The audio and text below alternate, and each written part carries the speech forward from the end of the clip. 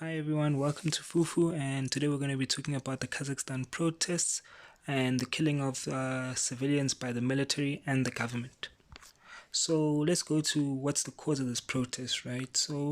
The people began protesting because of the increase in the fuel price.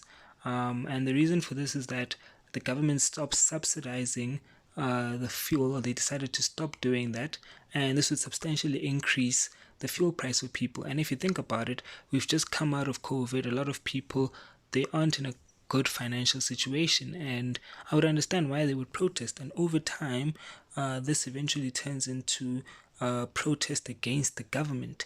And I would also understand this because if you look at the situation in Kazakhstan, the previous president was in power for 30 years or close to 3 decades, and after relinquishing power, it was a case that his family still had so much influence in the country, and you find that the people within the country, or the poorest people, are not getting any of the changes or the reforms or the benefits of, let's say, of being a person from Kazakhstan, and if that's the case, then why wouldn't you protest against the government, And the person on the bottom list is the current president, and in one of his addresses, he mentions that the police can shoot to kill, and these are your own citizens. And if you say something like that and people start dying, you should be held accountable. And unfortunately, it's a situation where these people or the president won't get held accountable for this. And according to reports, it says that there are close to 164 people that have been killed and almost 6,000 people have been arrested. And I think that with protests in general, there's usually destruction of property and looting that occurs. And that's something that we don't condone on Fufu.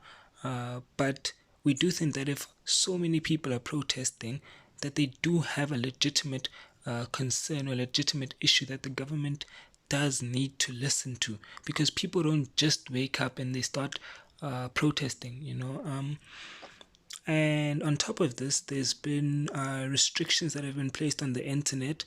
The country has declared a state of emergency, and there's a curfew in place.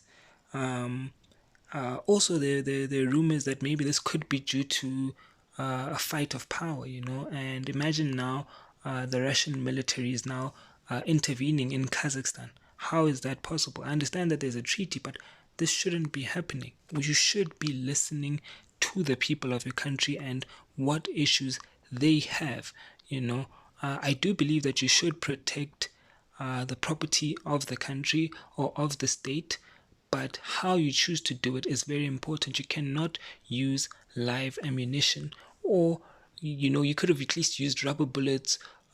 You could have allowed peaceful protests. You could have done something to avoid so many people losing their lives.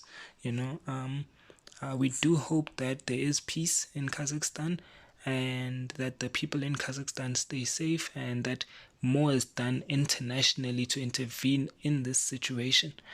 And that's it for today. If you do like this video, please like the video, share the video, and subscribe. Thank you.